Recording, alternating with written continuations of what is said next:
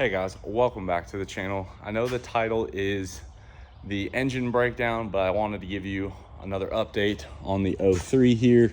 So we did perform our engine break-in. We got our first hot retorque done. We have since put everything back together. I'm really tickled with how this all fit back up. Intake horns back on, valve covers tight. Here is his turbos in frame.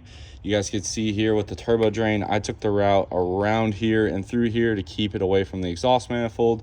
We still have to install his MM3 with the EGT probe, but we are getting there. Obviously that little coolant neck there. We just did a quick, spray paint overhaul on his alternator for him. I was really happy with what we were able to do on the grid heater. Instead of having to relocate or anything, we were just able to bend that bracket down a little bit, and then it'll be a 45-degree boot off here, and then a 45-degree elbow with the air filter sitting right here. We're not going to have an enclosed box, obviously, but it'll have a good fresh air duct. This part of the engine bay does stay relatively cooler anyway, but we got everything hooked back up. Alternator, radiator, trans cooler is not done yet, but the lines are ran. We're just waiting on a converter. We got his intercooler in, his intercooler piping. We have his AC. We went ahead, pulled the vacuum on it, recharged that as well.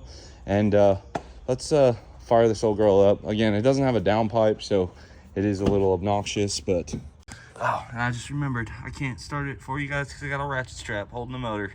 Dang.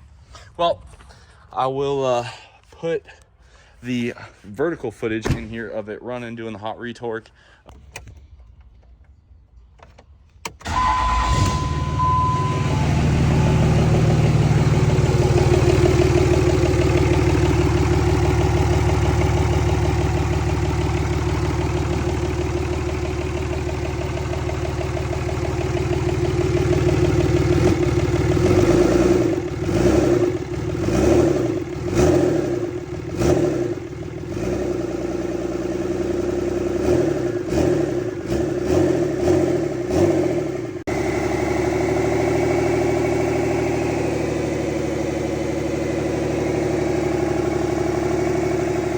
'03, '04 trucks just rock because you can actuate the throttle under here, but it does run. And yeah, the only other thing I did that was different than most turbo kits, I added a 90-degree fitting here, so it's a 90 into a 45. I just really wanted to keep all of that tight there, but the guy that owns this truck is tickled to death. We got it running. Again, tranny will go in tomorrow, and then I'll probably get some driving footage, not on its own separate video, but an update video as well. So let's go ahead and dive into our 3,000 horsepower stuff. If you don't like talking videos, this one ain't for you. I apologize, but it is what it is. We're gonna show you guys what we're putting together for our quad cab truck. That is the truck we are going to take to UCC. We are going to take essentially a street truck to UCC. I've not been very shy about this. The drag racing part, I really don't enjoy. I don't really care that much about it. So if we go out there and we run a 770, oh well. If we run a 670, cool. My goal would be anything that has a 5 in front of it. It's going to be a Hail Mary pass, full manual valve body on leaf springs. With, I mean, it's certainly lighter than some quad cabs, but I would say of all the quad cab street trucks going to UCC this year, it is by far the thickest. So what ended up happening, I sold that block to the guy in Colorado. He actually got it today in one piece. I hope it serves him well. And now I'm going to show you what we got. Jared Ring sold us this block. Really awesome guy down in Texas. If you do not know who that is, he races, it's some kind of like gas class that he fits into with his like super cool chrome wrapped, it looks like a 1500 truck, Dodge truck. But anyway, sold us the block. And I was willing to pay whatever. He actually hooked it up a little bit, took $1,000 off. So big thank you to him. And he got it here in one piece. So what we're looking at, guys, is hopefully, I mean, not really hopefully, this will probably be my last attempt at 3,000 horsepower. If we make it, cool. If we don't, I guess I'll just have to live with that. It's just the time. I mean, I can make more money. The time is really starting to take a toll on my body, on family time and everything else. So this is truly going to be probably my last effort on the 3,000 horsepower. If I could do it, I want to say I did it. I know I won't be the first or the second. Hopefully we'll be the third. But anyway, let me give you guys the specs on this old girl here. This is a OEM 6.7 Cummins block. So this is a good quality Cummins block that we have here. This was prepared by No Limit Manufacturing. I believe they're in Michigan or maybe Wisconsin, one of those two states. Eric is the owner of this company. You guys know No Limit. We use their camshafts. He did this one. Just like our other block that had the wagglers, this has the No Limit ones because this is Eric's block. And then he has a, essentially, it's a girdle, bed plate, whatever you want to call it. I mean, in my mind, if these two pieces are the same, it's a bed plate. Because these are two separate pieces, this is a girdle to me. But it goes from oil pan rail to oil pan rail. And then it also still ties into the factory bosses here. And if you guys look, like the block kind of gets machined a little bit differently to fit his plate here. And then again, billet main caps. If you guys look down in here, you can see our cam tunnel is fully bushed.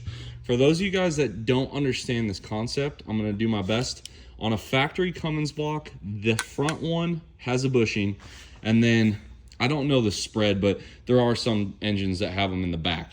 The rest of them are not. So that is why you pay so much money to get a fully bushed block. They gotta machine all that out.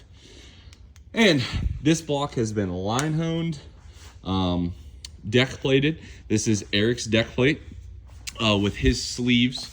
And you guys can see here, it kind of looks a little funky. And if you looked right here, you could definitely tell this is actually a filled deck plate. So this, just like our 6.4 block that we are still waiting for sleeves on, has the block filler in it. And that's why you guys can see there's no cooling passages except for that one. And I'll explain that one in a minute. But it has his sleeves. The only, there was a little bit of damage like right here. You guys can see where I kind of filed it down. As far as cylinder wall damage, like I told Jared, I was like, I'm not worried about that. The rings won't even be that high. So no worries there. This is going to use a copper head gasket from Comtech, and then a different style fire ring.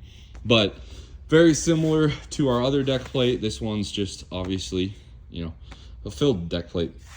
But because of the way Eric filled this, we can run a factory water pump and a factory oil cooler, which will allow us to keep our temperatures in check. Very similar to what we were trying to do originally with our filled 6.4 block. So this engine is going to get a high volume oil pump from Power Driven, a No Limit billet oil filter housing, which I'll show you guys. And yeah, that's the beauty of this. It's already a 6.4, so we have pistons for it. And then if you look down here, this is what makes Eric's girdle so different than a lot of other people's on the market, is they are cross bolted. You guys look there, those bolts actually tie into the main caps over there. So it's a cross bolted girdle. You know, first time I ever used one of these was at Power Driven Diesel. Todd's main engine was there. Bearings always look good. And yeah, Eric's one of those guys I certainly don't mind running his stuff either.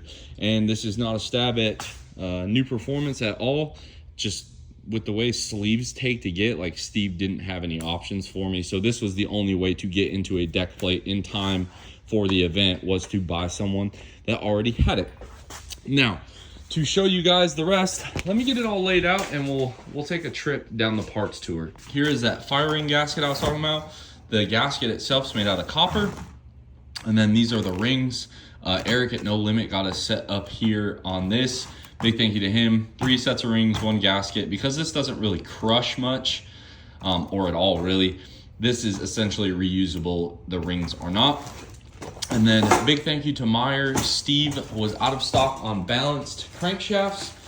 Meyer got this one taken over to Enoch. They machined it same day, micro polish and balanced it, and then Meyer got it shipped out. This was Meyer's cord crankshaft, so big thank you to the Murr for making that happen for us. And a feature of this build obviously is going to be Wagler's new deck plate extreme beam rods. I kind of showed you guys these already.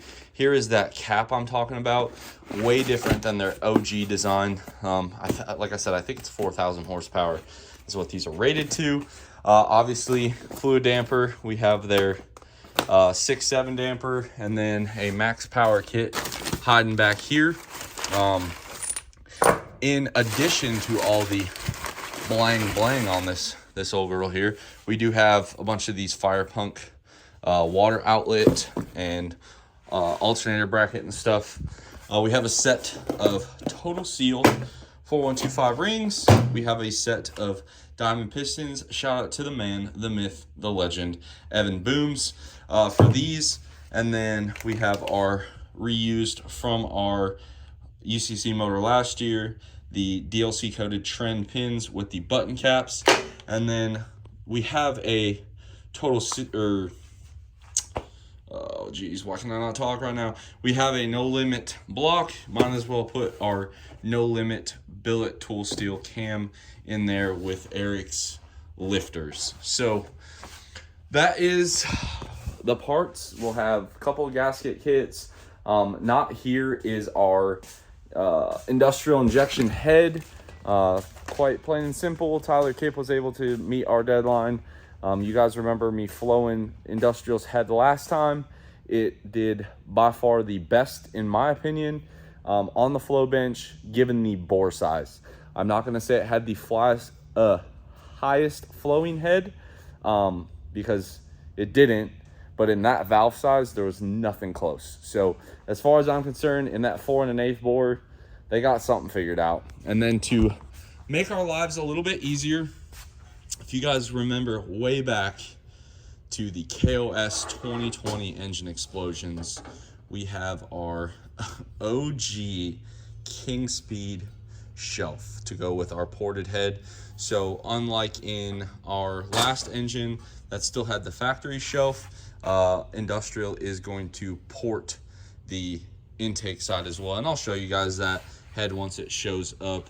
But for right now, this is going to represent it.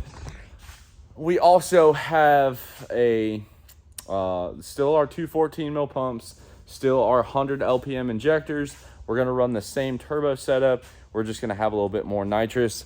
And there's actually something kind of exciting I want to show you here.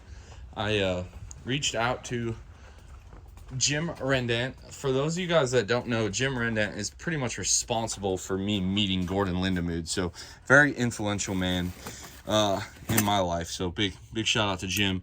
He polished our clamps and boom, polished our compressor covers for our turbochargers.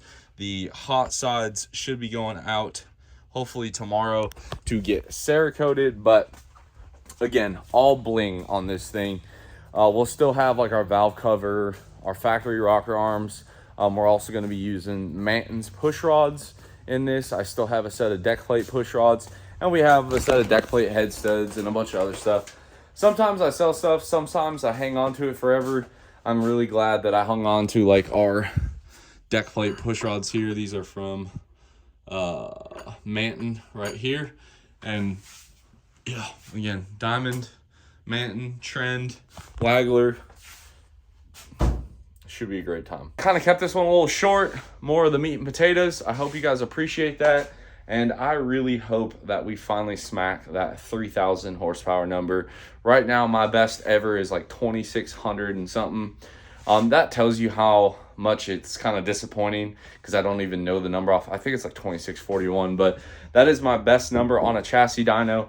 I know in the grand scheme of things, I'm pretty sure that's like top 10 in the country, but I want that 3,000. I want to be a part of that 3,000 horsepower number, and hopefully we get there.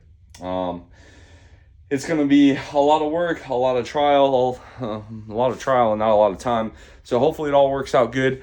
In the background, I do want to give a special thanks to Steve at New Performance. I asked him to get us another 6 floor block ready to go. So I dropped off sleeves, pistons, and a block to him. We'll put his 14 mil girdle in it. Steve will put the sleeves in, get them finish honed to our piston size. And then before UCC, we'll also build that motor. I'm not sure how in depth we're gonna go into this engine, but I will try to film some of it. These are just the parts that I'm using. Anyway, guys, hopefully you like this one. Drop your comment if we're gonna see you at Ultimate Callout Challenge. If we are, swing by, say hi. I just wanna preface this. If I look busy or angry, it's not at you. It's a stressful event. Don't take it personal. I really do try to make some time to talk to you guys. Anyway, drop that comment if we'll see you. Subscribe if you are not already. And as always, guys, I will catch y'all on the next one.